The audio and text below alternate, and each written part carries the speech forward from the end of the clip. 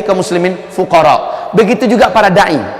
Para dai Pak, rata-rata, maaf ya Pak ya, maaf, rata-rata para dai itu kere dan miskin. Beda dengan dai-dai ibu kota ya. Beda dengan dai-dai ibu kota, amplopnya gede-gede. Tapi dai-dai daerah Pak, ya Allah. Saya sebutkan kepada Bapak, seorang tokoh dan ulama Sumatera Barat punya anak 11 orang. Kemana-mana pakaiannya necis, baju safari, celana satu setel, sepatu mengkilat, pakai tas seolah-olah dia adalah seorang direktur perusahaan. Dia adalah seorang murabi di berbagai halaqah. Orang salut, orang sehormat, orang segan kepadanya, kata-katanya sangat dipertimbangkan. Dia adalah ulama yang karismatik. Anaknya berapa orang tadi? 11. Kemana-mana dia naik angkot, kemana-mana naik angkot, jauh dia pergi, malam pun dia pergi, nggak tahu siang malam Pak. Anak-anaknya kesulitan dalam biaya sekolah, masyarakat tidak tahu. Makan minumnya di rumah susah, masyarakat tidak tahu. Pergi ke rumahnya ternyata nggak ada, tidak ada sesuatu pun dari perkakas dunia yang ada di rumahnya. Tapi tampilnya keluar necis, dan dia pantang menyebutkan keadaannya. Ketika sangat sulit dan pahit kehidupannya, akhirnya dia sedikit memberikan bocoran kepada umat tanpa meminta. Dia katakan, bapak-bapak, ibu-ibu, kaum muslimin, ada tawaran untuk saya pindah ke Jakarta untuk memimpin sebuah yayasan yang sudah punya boarding school kelas tingkat internasional. Di sana nanti mungkin saya sepenuhnya di situ dan tidak bisa lagi kembali. Anak-anak saya sudah ditanggung oleh yayasan nanti. Kalaulah seandainya saya bisa mengayomi sendiri kebutuhan keluarga saya, rasanya saya ke sana. Mudah-mudahan Allah berikan jalan keluar untuk kita. Selesai. Tapi maaf, sensitif umat kala itu tipis sekali.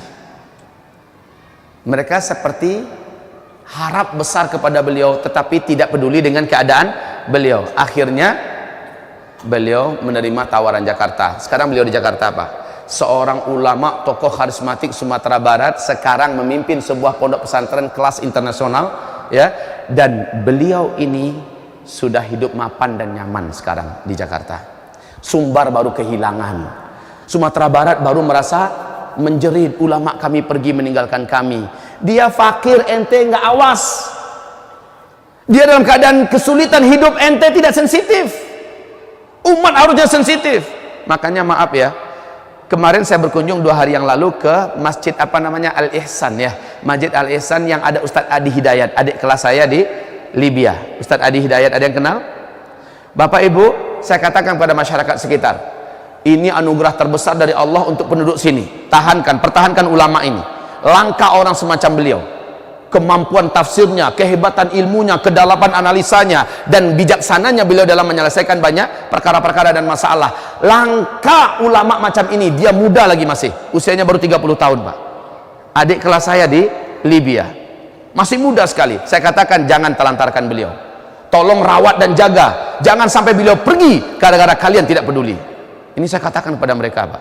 Sering para ulama dan dai tidak terperhatikan oleh umat, umat tidak care, akhirnya ulama itu demi tuntutan kewajibannya dia harus berpindah ke tempat lain.